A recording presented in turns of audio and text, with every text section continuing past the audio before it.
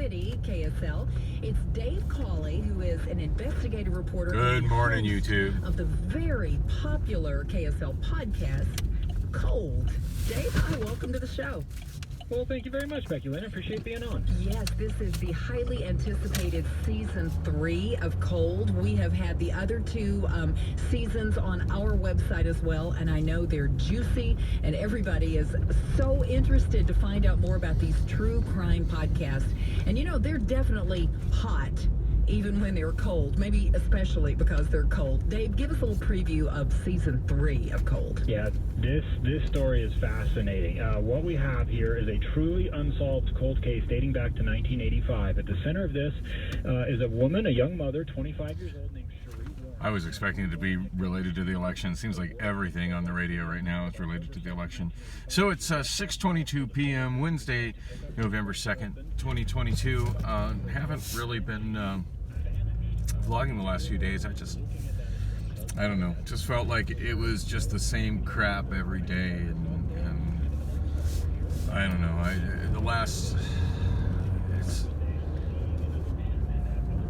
ever since I woke up from my day and a half depression sleep that I basically skipped Saturday on, it's just kind of felt like I've been living the Nine Inch Nails song. Every day is exactly the same. And I should try not to focus on the negative. I really should. The positive is that this entire week at Amazon, I have been back to work as a forklift driver. I did mention that I did that Friday night on my extra overtime night. So yeah, I was actually late to work on. Oh, and of course that was the last time I vlogged. I think I was late to. Wow, look at this traffic back up. This is nuts. Shit, I should have turned left right there. I still think I can. I'm just gonna make a U-turn here. Wow, this is insane. You know, it used to be coming to work at Amazon, I could leave at about, oh, there's some kind of an accident or something up there. I see flashing lights. I need to go around that.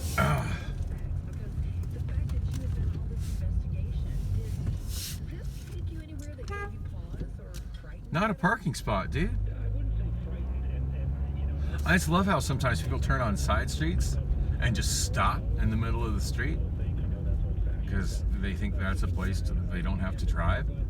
Dude, it's a street. If you're going to park, pull up to the fucking curb and park, or into a parking lot and park.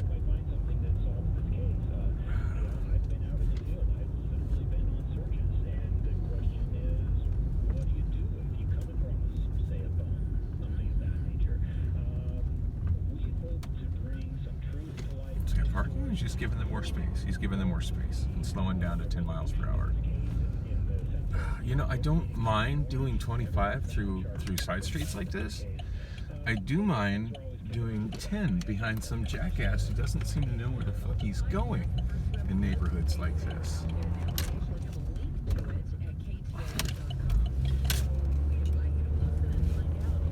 Grr. Oh, now he's making a U-turn. Like, if you're lost, how hard is it to just pull the fuck over, park, look at Google Maps, and unlost yourself? How hard is that?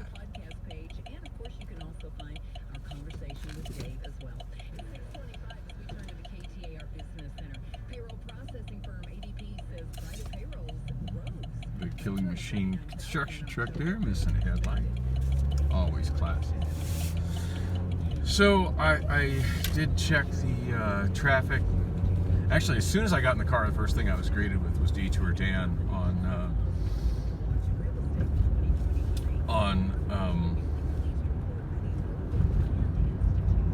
KTAR, mentioning how I-10 is still slow and go backed up and slow and go all the way from the 202 transition to about 67th Avenue. So, yeah, that described about 80% of my work commute. So, yeah, that sucks. I've kind of got a route that I've gotten accustomed to doing, and I think I left early enough to do it. Of course, I didn't plan on congestion around 40th Street in McDowell, or getting stuck behind somebody in a residential neighborhood that insisted on stopping for no reason and doing 10 miles an hour. And I'm sure that didn't set me back too much, but annoying nonetheless. Anyway, before my commute got more annoying than normal, I'll leave this guy. Not only is he missing a headlight, he's straddling the lane and partially blocking the left turn lane. This is Senator Mark Kelly, serving as a combat pilot. So, speaking of bad Arizona drivers, I did a community post yesterday, and I also posted the same image on Snapchat. As I was heading to work yesterday, there was so lately, going across downtown through the tunnel is just a lost cause. The 202 is almost always backed up, headed to the 10, and the 10 through downtown is pretty much always just gridlock when I'm heading to work. Last year when I started driving again, it was never like this, but it's pretty much always like this now when I head to Amazon. But it's kind of a crapshoot. Like, I figured out some routes that get me around the traffic, which is kind of what I'm doing now. Using Washington, using Air Lane, sometimes using Van Buren. Sometimes it works out. I can take the 202 all the way to the 10 and go south there on what's designated as the 10 East, and that works out pretty good for me sometimes.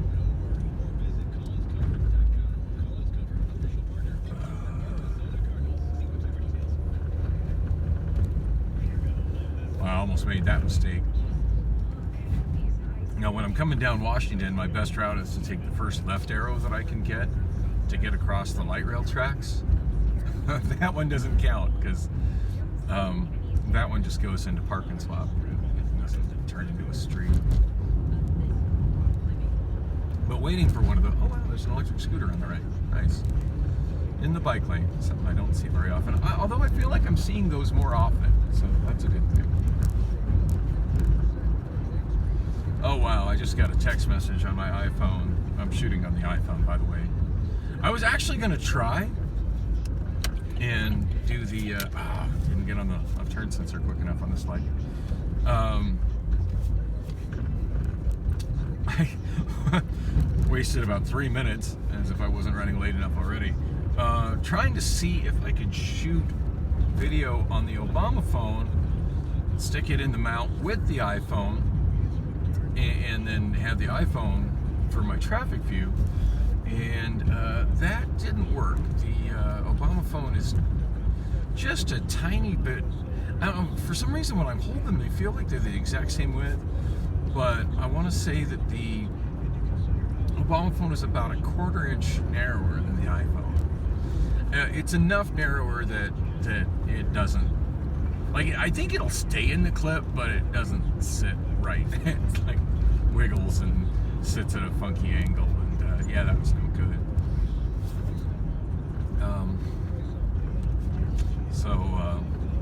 Anyway, I just kind of looked at traffic and got a good idea for what it's like, and I'm like, yeah, I think I can navigate this without looking at traffic. I think I know what I'm up against. Of course, if something changes, the only thing I have to keep me abreast of it is KTAR.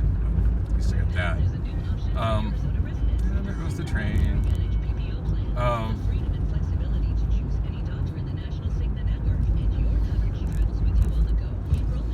Anyway, going into work yesterday. Oh, so the text message just popped up, reminded me of like the biggest thing I got going on, and that's that my daughter Allison is,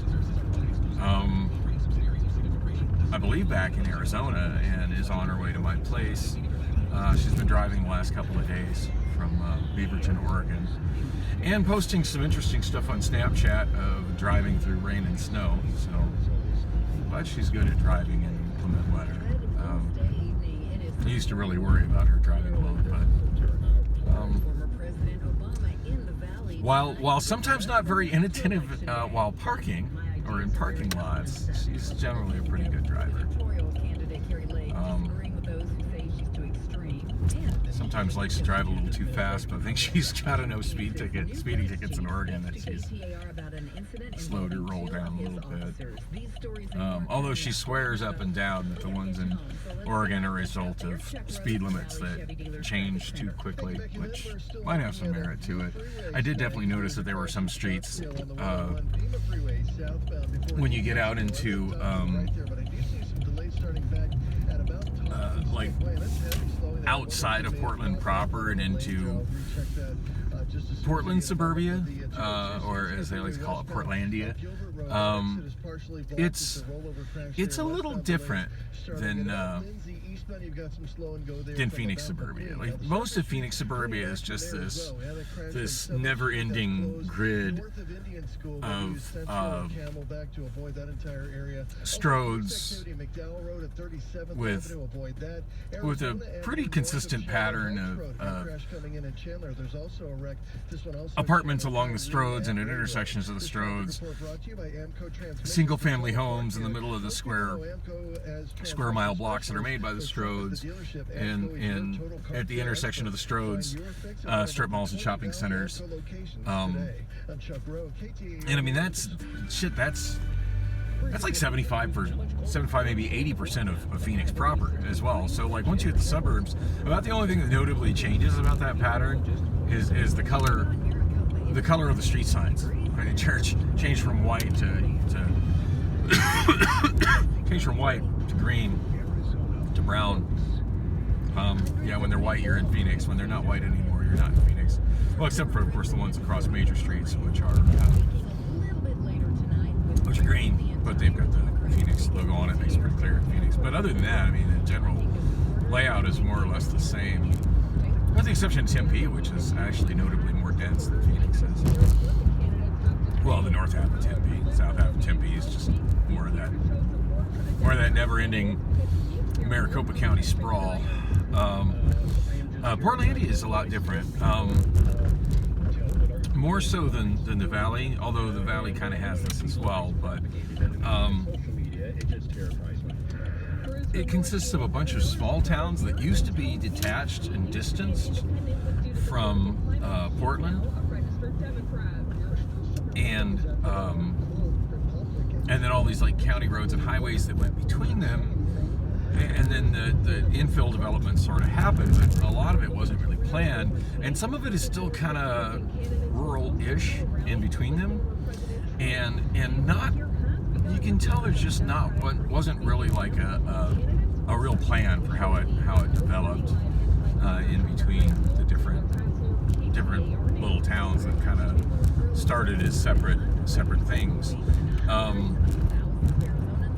Unlike the Valley here, where everything kind of grew along just kind of a design and plan and pattern. So a lot of those roads that go between the different suburbs, they're like, even though they've got development along them, they're like county highways, and the speed limit will jump up to 55. And then right as you start to get into one of the older developed areas, which is really not any more developed than the spaces in between, since it's all got this infill development, but the speed limits haven't really changed. So you'll, from what they were when those were rural spaces between the different little towns. So the speed limit will jump up to 55, and then sometimes it'll slow all the way down to like 25 or 30 as it gets into what was the developed area. So yeah, I kind of get my daughter there where, like, you know, and it'll be and the roads, a lot of them are 2-lane roads. So you're on a 2-lane road, you're doing 55, especially if you're driving at night and there's no traffic to kind of regulate your speed. You're like, okay, so this is like a, you know, country road doing 55, and then suddenly it drops to 25, and And then there's there's photo radar there to speed trap you. So and that's kind of the way she described where she got her last photo radar ticket in Oregon. And I definitely noticed a lot of streets like that when I was kind of exploring the area. Not only in her car, the one day that we were disabled vehicle being picked up on the other side of the road there. Yeah, I noticed that as we were. Both show similar tight differences in the races. Ideas are very common. Damn it! Republican candidate I want to turn left here, but I've already missed the turn. Like, damn, there's like 2 car lengths between the vehicle at the front of the turn lane and the vehicle behind him. Oh, he's closed it. Now there's just about 1 car length. It's really weird how much space people leave between themselves at red lights these days. It never used to be like that.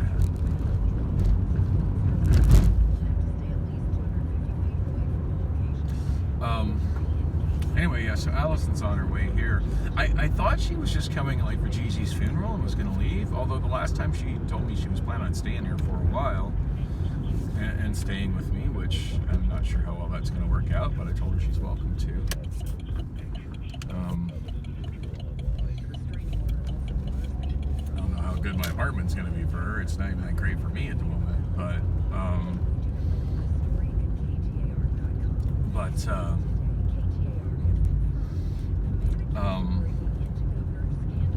yeah, I thought she was just coming for like a little time off and to go to Gigi's funeral. Gigi, by the way, is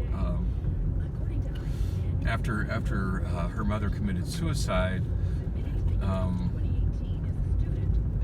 there was a designated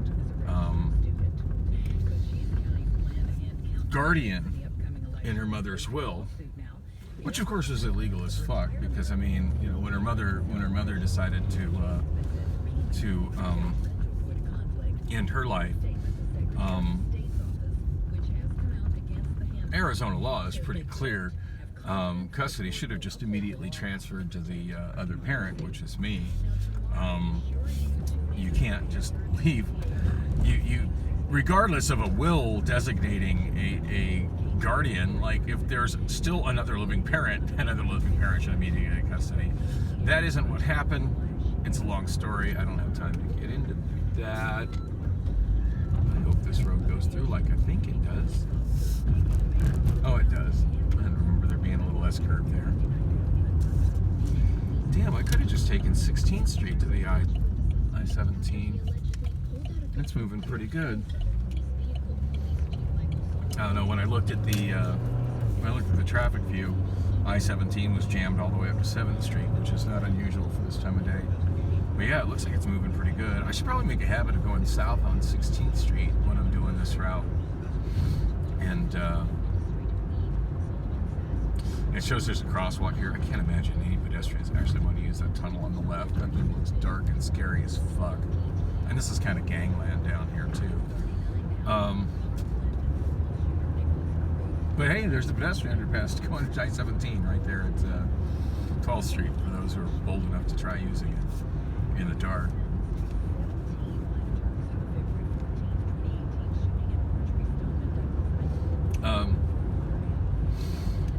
Anyway, so the designated guardian in my ex-wife's will for her daughter, which should have been completely legal and somehow ended up getting upheld by the courts. Don't even get me started. I did contest it. I was in court for quite a while over that. It's a really sad, tragic story. I mean, I'm going to say it ended well, because I do think if by operation of law I would have been immediately given custody of Allison and she would have been forced to live with me, I think that would have actually probably, in hindsight, I think that would have not ended well.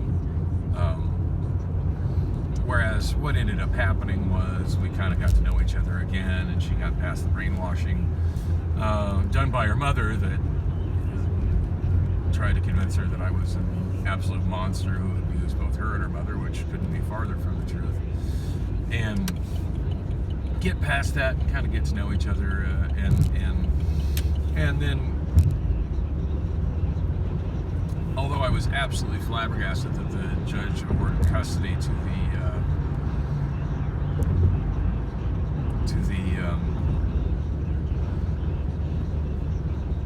the guardian.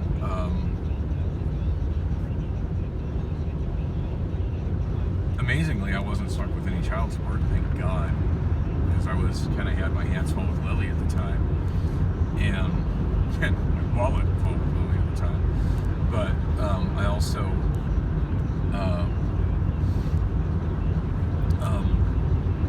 I forget what the visitation orders were like. I don't think they were set in stone as far as like days and times and the kind of shit that I had to have with her mother, because if it wasn't very specific, I wouldn't have gotten anything. But it did. I think it had like a recommended hours per week, and it said that it should be liberal visitation with the father to be worked out between the parties, and it was kind of discussed in open court that if that, you know, if that wasn't working out in one way or another, that, you know, we could come back to the court and ask for something specific, but that they really didn't want to see us back there. But the way the proceedings had gone, like, the judge was pretty convinced that we'd work it out, and we did. And pretty much what went down was, you know, I mean, obviously Allison was still in high school and needed to focus on that, but what it really came down to was that she would could just come be with me whenever she wanted to. You know, I could come pick her up or visit her there whenever I wanted to. Just kind of give them a heads up if I'm headed that way, which is, you know, that's just common courtesy. And we generally made plans, and I want to say from pretty much about age 15 on, like I had. There were even a couple of time periods where Allison was functionally living with me. So, yeah, I want to say since Allison was 15, we've had a really good relationship. She's 20 now. This is actually the most I've been away from her since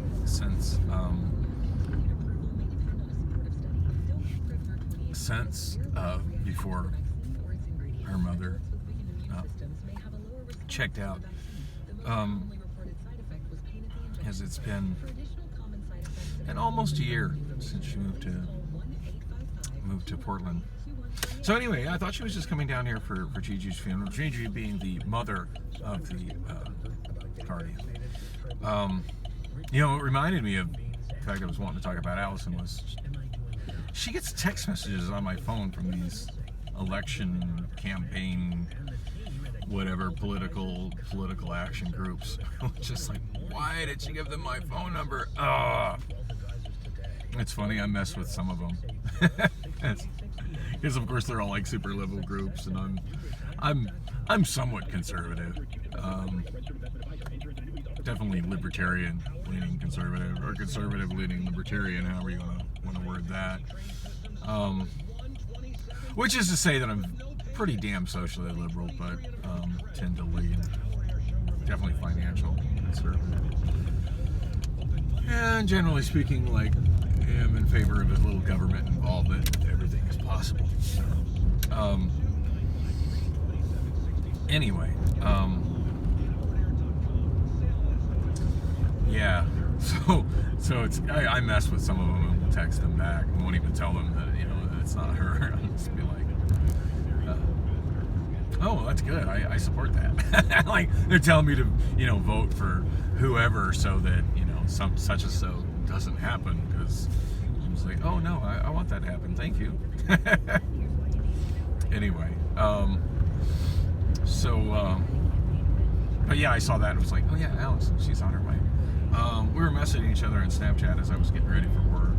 Apparently she's reasonably close. I wish I could have been home for her to she got there, but trying to get time off from Amazon right now is very, very difficult, and still on mandatory overtime, 50 hours a week. I've been doing pretty good at getting my Thursdays switched over to Fridays with shift swap, so at least that's working out for me. But yeah, now I'm still being stuck working 50 hours a week. There's no There's no VTO happening whatsoever, and I'm slowly dwindling. I don't have a whole shift of PTO left. Got around 8 hours-ish left, and that's slowly dwindling away as I put it on the, every now and then when I'm a little bit late. Like if I was late on Sunday. I was not in a really good headspace, and I left out a little bit late. But yeah, sometimes traffic, sometimes doing live, whatever. But I end up a little bit late, and I put PTO on that so that I'm not penalized a whole hour of unpaid time for being 15 to 16 minutes late for work. Which is a good thing, but it's dwindling to the point I can't take a whole shift off of PTO, and that doesn't start re-upping again until I want to say mid-January. Yeah, I wish they'd have been more specific and explained to me how, because I thought it was accruing at a certain rate, and I watched the rate at which it was accruing, and I wish it was like more clearly explained to me when I started. And I'm sure it was mentioned. There was so much information given. I don't learn well through just the presentation. Like I don't learn well with the traditional class where all this information is presented. 90% of it just goes in one ear and out the other. I'm just like, Like every now and then, like when someone at work is like trying to explain to me what I need to do, if there's more than about 2 steps, and there's steps that seem really simple and logical to me, like I need to write it all down. And people get real impatient with me on that. I'm like, well, either I need to write it all down in intricate detail, or you need to come with me and walk me through it. And the way I learn, you're probably gonna have to walk me through it about 2 or 3 times. One time where you do it and I watch, one time where I do it and you watch and correct any mistakes, and another time where I do it and you shut up unless I'm fucking something up notably, before I'm confident enough to do it myself. You can't just tell me and expect I'm going to remember anything, because I will get things scrambled. I mean, shit, I remember the first time Joe sent me to work in Outbound and tried to explain to me where it was. I told him, hey, I don't really know where that is, in GWire3, which is a huge warehouse. And he gave me a poll number, and I got so flustered in trying to find it that I confused the numbers of the poll I was looking for, and when I finally found a poll that jived with the numbers that I had confused, I was nowhere near where I needed to go. So, my learning curve is not normal. I am not neurotypical. I do have some severe mental illness, but I also have an extremely high IQ. So my learning curve seems to be really, like, I don't learn at the beginning as well as normal people do. I struggle a lot. But then as I get going on something, I tend to learn intricate details and system and problem solving within whatever, well beyond what the average person learns. And then I just start to learn exponentially faster details. I don't seem to plateau like normal people do. So there's that. Anyway, a little disturbed by something that Allison had said. I really thought she was just coming in for Gigi's funeral. A little bit of hang time and then head back. But she said that she plans on making money moves while in Arizona. Yeah, so she's been working as a stripper for a couple of months, maybe longer. Maybe it's only just been a couple of months, as she's told me. But I want to say in Portland. She did tell me it's somewhere outside of Portland, but I'm not sure where. Thinking maybe Salem or Eugene, but I forget where. The more she tells me of that stuff, like, just a voice in my head is just like, la la la la la, I can't hear you though, because I don't want to know. Obviously, with it being here, it's going to be kind of in my face, which hopefully isn't too much for me to cope with.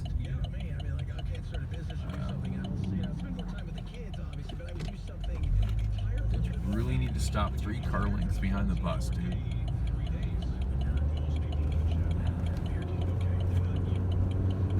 I mean, I guess it's better than tailgating, but it's not tailgating when you're stopped.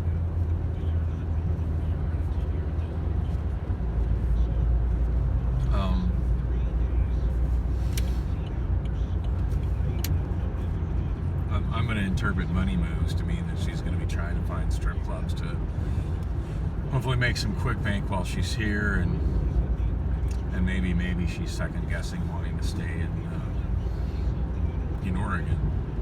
I mean, I can only wonder what her relationship is like with her boyfriend that she moved out there with.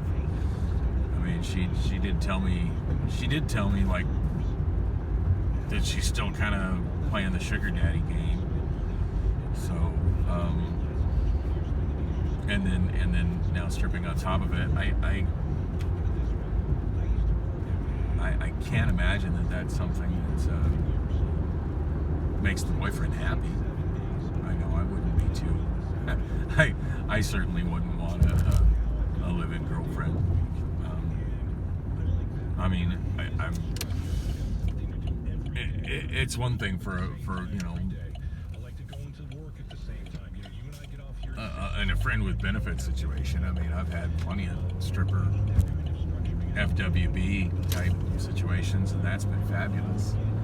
And the women I've been involved with that I knew were involved with other dudes, and you know, really didn't care. I mean, shit, I dated this one woman for about 6 months, and we were kind of a late night hookup, and I love that relationship. We got together quite often, late at night, and she'd tell me about the guys she went out on dates with, and just how much how bad her dates went. And you know, I didn't go on dates with her. I just met with her at her place, and after bar close for you know, sexy time, until it was time for me to go return my cab, which was about the time she needed to get up and get her baby ready for the babysitter and get herself to work. My understanding, she's been married for a long time, but anyway. But yeah, like for a live-in girlfriend, that would definitely be a deal breaker for me. So I can only imagine how things are between her and that dude. And I don't really talk to him at all. So I mean, I talked to him quite a bit when I went there to visit, but shit, that was, you know, probably over 6 months ago. So God knows how things have changed. And 6 months ago, I mean, she wasn't stripping, as far as I know. She was, well, I know she definitely wasn't stripping. As far as what sugar daddy activity was going on, who knows? But it didn't seem to be any. It just seemed like at that point she was very content to be with her boyfriend and help take care of his dog. And her working time was pretty much, you know, I mean, she pretty much just slept and stayed with him, and her time outside of the home was kind of split between working for Uber Eats and DoorDash, which she did usually simultaneously, and working part-time, I believe, flex at Amazon. Although it seemed like she had a pretty regular, part-time schedule. Or it could be maybe she was just habitually always taking the same flex shifts. It's hard to say. I don't really know how that works. I just know what I've talked to a handful of flex associates, and then I see the flex shifts available when I'm looking for voluntary extra time on the A to Z app. Well, I'm almost to work. It is 6:54, so I'm probably going to be a couple minutes late checking in. Yeah, so I don't know what it's going to be like with my daughter. Starting today, that's going to be a definite change in my lifestyle. But maybe being with her will be kind of a catalyst I need to get out of this depressive funk I've been in. Straighten up my apartment. Kind of get my life back on track, because I've definitely kind of fallen off in the last, I don't know, month or two. And everything I was trying to do to follow up on to stay involved on the homeless lawsuit regarding the zone, I just completely checked out of that.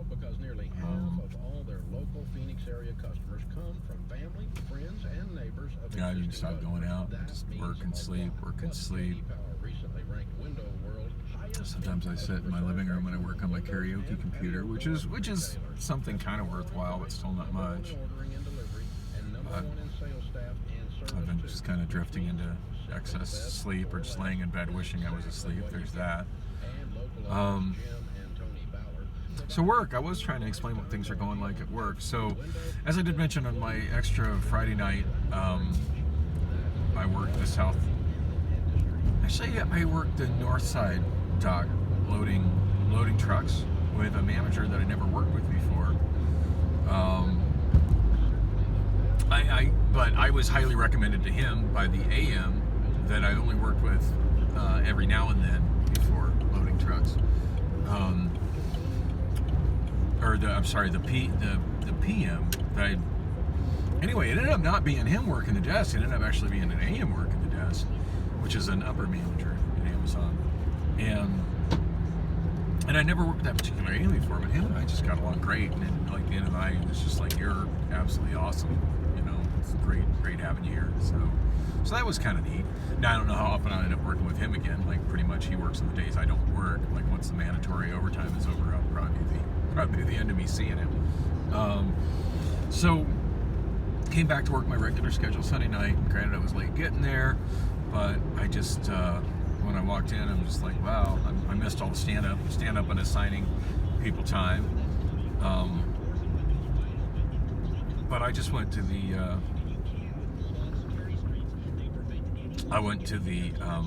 south side outbound docks, and Alex was there, man at the table, and I was like, hey, sorry I'm late. She's like, no, you're fine. God, it's great to see you. And I've been the last 3 days, just that's where I've been at. That's where I've been working. Yesterday was kind of weird. It started with what they call the town hall meeting, which was just a whole bunch of us sitting in the big break room, just listening to a bunch of blah, blah, blah, blah, blah from the upper echelon of the building. Like, I had no idea who the general manager of the building was. Like, I think I saw her picture, and I've seen her picture around the building, but I've never actually seen her. And of course, I didn't talk to her at all. You know, for me, the big challenge in that, 90% of what was discussed, like, I already knew, and the random 10% that was discussed, like, I could care less about.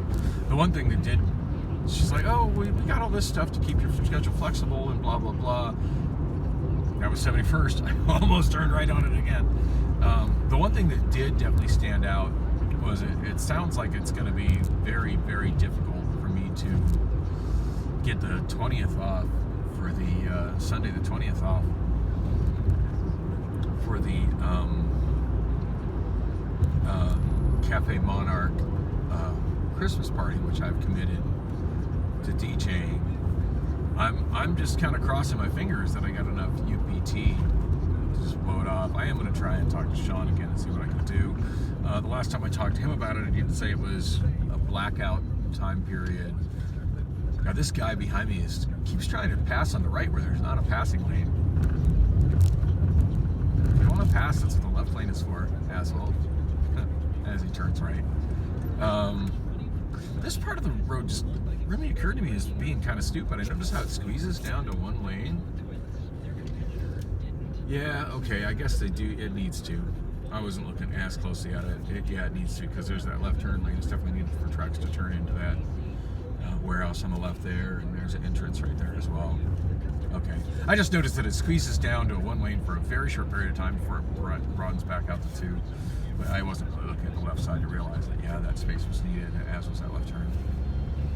There you hear it widens right out to two and a right turn lane. Well, I better wrap it up. I'm... 83 FM. Well, it says 56 after, but that's the legal ID, which means it's exactly 7 o'clock. ABC News, 7 o'clock. Yeah, I'm a little bit late. That's fine. Put a little more PTO on it. And I can see there's people I'm following that are running like... It's normal to just walk in with a bunch of people in the building, which is fine. I know where I'm going. Now, it is Wednesday night, so it's going to be back half. I'm going to outbound docks. I've been... Actually, I haven't even been doing totes. I've been loading trucks. Loaded trucks on the north side on Friday. Last 3 days on the south side. I feel like at this point I'm actually confident strapping off trucks. Now a TDR person still has to secure the door. I'm still not trained for TDR, but I'm pretty confident with finishing trucks and strapping them off, which was something I really didn't know how to do before this week. So, like, I kind of knew the basics of it, but I always had to have somebody kind of help me with it. So, I strapped off like 3 trucks this week. So, that's kind of cool.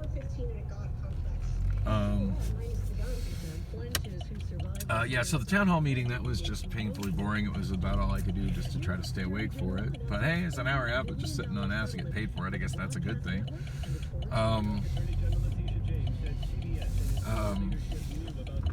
That's it. Loading trucks.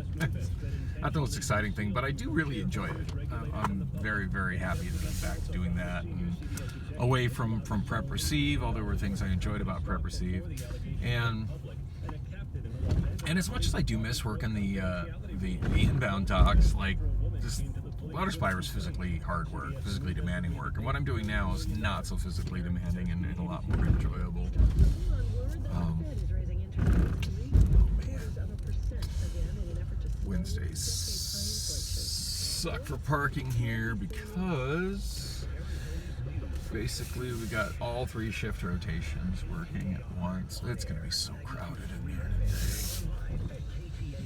God, I hope I can get a driver position. Who knows? I might end up working Prep Receive tonight. I don't know. You know, one good thing is there was one thing that was discussed in. Oh,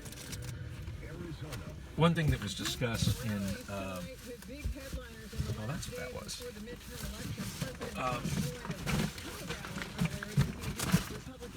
One thing that was discussed in. They said there was going to be a question and answer session. Yeah, that never happened at the end of the town hall thing. But then there was also, they put a few questions on the screen. Of course, it was in a font I couldn't fucking read, but she read them. And some of them were things that they kind of been asking, especially about, like, the staggered brakes. I'm not the only one who doesn't like them. Which is, you know, it just is what it is. And the funny thing is, at management direction, I had a staggered brake day before yesterday anyway, so whatever. I'm pretty indifferent on that at this point. I mean, I think from a management standpoint, the non-staggered brakes are better, and I think the staggered brakes, the only thing I like her. The only thing that is really benefited by everybody taking a break at the same time is that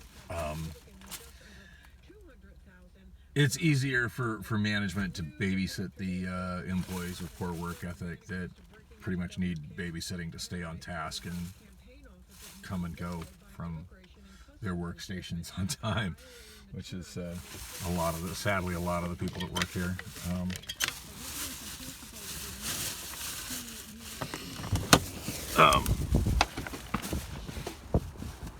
Anyway, one thing that was mentioned that kind of amused me is she did mention that, you know, she did specifically mention gloves without the fingers cut off, which, shit, where's my key? Leave it in damn ignition? No. How did I just lose my car key without going anywhere? I'll put it in the wrong pocket. I hate it when I do that. Ooh, it is nippy out here.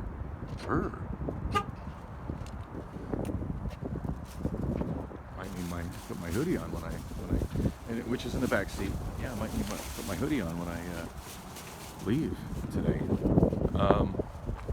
Although the heat seems to come up on my car pretty quick. It does reek of antifreeze, but at least it comes on and warms the car.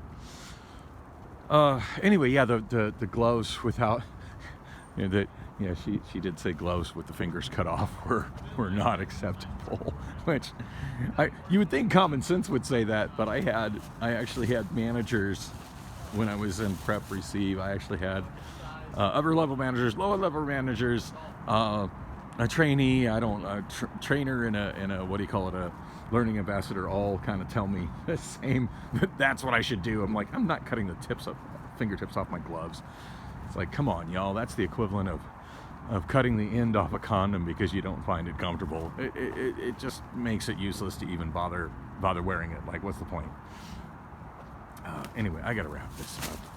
Thanks for coming with me on the journey, and it's gonna be weird going home tomorrow. I don't even know where my daughter's gonna be in my apartment or if she's gonna be awake. Hopefully she clears off her old bed in Lily's room.